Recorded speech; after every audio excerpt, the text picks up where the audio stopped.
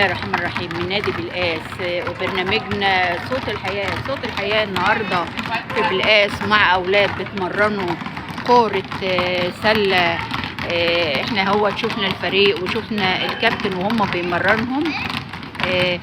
يتراوح سنهم ما بين الثامنة لل12. فريق شباب بأطفال وفريق صبيان. احنا قلنا ان بالقاس مدينة متكاملة فيها كل الأنشطة من خلال نادي الشباب بالقاس.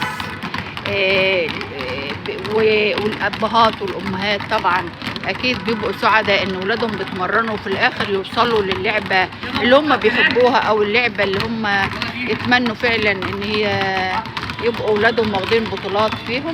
احنا شفنا فريق الأولاد اهوت بيتمرنوا في كرة سلة على ايدنا اليمين وكرة سلة على ايدنا الشمال، والاطفال اهيت.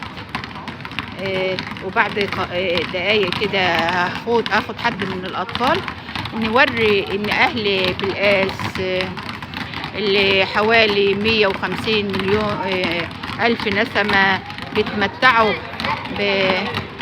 بقوة بدنية جميلة، بيتمتعوا باللياقة في جميع المجالات. أخذوا بطولات، منهم نجوم سينما ونجوم تلفزيون ومنهم نجوم صحافة وإعلام. وإحنا دلوقتي فريق متكامل اهو هنوريه لحضراتكم، وأكيد هنستضيف حد من الأطفال عشان نشوف فريق بالقاس في كرة السلة. كان معكم الإعلامية سهير يوسف من خلال برنامج صوت الحياة.